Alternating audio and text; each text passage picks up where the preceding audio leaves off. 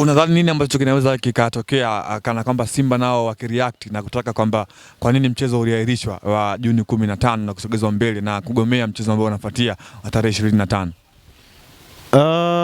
Sioni Simba wakigomea kwa heshima ya bendera ya nchi hii. Sioni Simba wakigomea huu mchezo, ingawa maumivu, masononeko, mazungumzo yanaonyesha au yanaonekana kwenye nyuso na mioyo ya wanasimba kwamba wanahisi kuburuzwa na Young Africans, wanahisi kutotendewa haki na TFF. Ndipo wanapofikia hatua ya kusema kwamba kwenye huu mpira wa Tanzania kwa kipindi hiki walioshinda ni Young Africans, sio mpira wa Tanzania. Hawaamini kama mpira wa Tanzania umeshinda kwenye hili sakata. Wanaamini Young Africans ndio iliyoshinda, na TFF wameamua kuunajisi mpira wa Tanzania kwa kuufiata kwa Young Africans, kwa sababu wamekuwa wakisikiliza kile ambacho Young Africans wanachokihitaji. Yes, Derby ya Kariakoo ni mechi kubwa ambayo Afrika inakwenda kushuhudia, Tanzania inakwenda kushuhudia. Pengine binafsi yako sasa nipende kufahamu unatamani nini kwenye hii derby? Tuone mechi ikichezwa ama tungeshuhudia mpira ukifuata njia zake, kana kwamba protocol za mpira zifuatwe kwenye shirikisho la mpira wa miguu Tanzania TFF na bodi ya ligi ambao ndio wasimamizi wakuu wa hii ligi yetu ambayo tunashuhudia ni ligi nambari 4 barani Afrika na imekuwa ni ligi bora kwa kuthibitisha hilo. Pengine wewe sasa ningependa kufahamu unatamani kuona mechi tarehe 25 ichezwe ama ungetamani kuona njia nyingine ifanyike ili kuweza kulimaliza hili? Unajua, sidhani kama nitakuwa sahihi sana kusema kwamba sitamani kuona mpira wa miguu unachezwa. Mimi ni mdau wa mpira wa miguu. Natamani kuona mpira wa miguu unachezwa tena kwenye fair ground, kwamba kila mmoja ashinde kulingana na ubora aliokuwa nao. Haya maamuzi ambayo yanakuwa yanafanyika nje ya uwanja ndio vitu ambavyo vinafikia hatua unadhani ilipaswa kufanyika jambo fulani ili kuonyesha watu fulani hawajaridhika. Tukubali tusikubali, TFF imefanya makosa mawili au bodi ya ligi imefanya makosa mawili ambayo yameseti precedent mbaya sana kwenye mpira wa Tanzania. Kwa kuahirisha mchezo tarehe 8, ile ni kosa kubwa mno walilifanya, kwa sababu pale walionyesha wanawasikiliza Simba wanachokihitaji. Kuahirisha mpira mechi tarehe 15 ya mwezi wa 6, wameonyesha kwamba wanawasikiliza Young Africans kile wanachokihitaji. Definitely kuna moment ambayo TFF ni watoto wa Simba, kuna moment ambayo TFF ni watoto wa Young Africans. Kwa ni mtoto mmoja mwenye baba wawili. Unaweza kuona situation ilivyo hapa. Kwa mwisho wa siku nini kitaenda kutokea? Kuna siku mechi itachezwa kwenye uwanja Benjamin Mkapa, halafu haitamalizika kwa sababu ya TFF na bodi ya ligi kutokuwa na msimamo. Chonde siombi hili jambo liende kutokea. Just fikiri kwa kiwango kidogo tu, walau cha akili za darasa la kwanza. Ikitokea kwenye ule mchezo yanatokea matukio ya kibinadamu yanayoathiri Simba Sports Club, nini kinaweza kutokea kwenye uwanja Benjamin Mkapa baada ya haya yanayoendelea?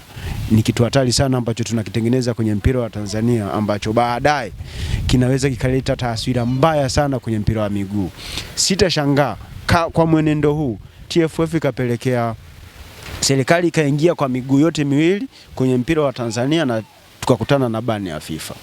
Yes, kwa Young Africans matakwa ambayo walikuwa nayo kuelekea kwenye huu mchezo ni kwamba kutaka viongozi ambao wao waliwataja kuweza kusimamishwa ama kujiuzulu, lakini pia walikuwa wanataka bodi ya ligi ikiwe chombo ambacho kinajitegemea chenyewe, kisiwe ndani ya TFF, kana kwamba kisiwe kinakomandiwa na TFF.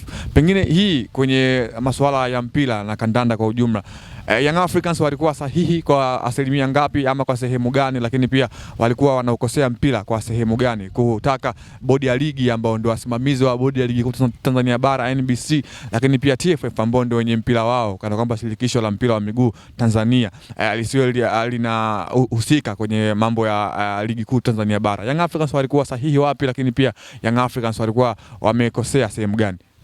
Young Africans hawana kosa hata moja, kwa sababu walikuwa wanatetea interest zao.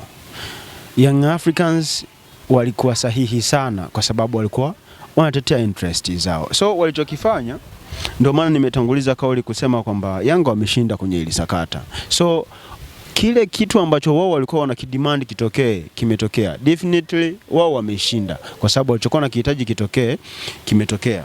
Mtu anaweza akaja na yengo ya kwamba Mzee Mguto hakuridhishwa na mchezo kusogezwa mbele. Nani alisogeza mbele mchezo? Ni bodi ya ligi, si ndio? Kwa hiyo alisogeza mbele ili apate muda wa kustep out. inawezekana, lakini ni pressure kutoka kwa Young Africans. Kinacholeta ugumu na kinacholeta taswira mbaya kwenye mpira wa Tanzania ni kwamba mabadiliko yanatokea pale ambapo Simba na Yanga zinapokuwa zimeguswa. Zinapoguswa timu nyingine za kawaida, hakuna mabadiliko yote yale yanayotokea. Na hapa ndipo ambapo utapata unafiki wa viongozi wa Simba na unafiki wa viongozi wa Yanga wanapojinasibisha na kuutetea mpira wa Tanzania. Inatokea pale tu wanapokuwa wameguswa wao. Sasa haiwezekani wewe uwe na lengo la kubadilisha mpira wa Tanzania, usubirie wewe uguswe ndio ukumbuke kwamba kuna makosa yanatokea. Tunafahamu moja kati ya maeneo makubwa ambayo yamekithiri uozo kwenye mpira wa Tanzania ni kwenye eneo la waamuzi. Hakuna siku Young Africans waligoma kuingiza timu uwanjani kwa sababu kuna timu imeonewa. Young Africans hakuna siku walizungumza maamuzi mabaya ya waamuzi pale walipopewa penalty nje ya 18 dhidi ya Kagera Sugar kwenye mchezo wa FA, walipopewa penalty tukio lilofanyika nje ya 18 kwenye mchezo dhidi ya Geita Gold. Hawakuzungumza chochote mpaka alipofunga goli la mkono.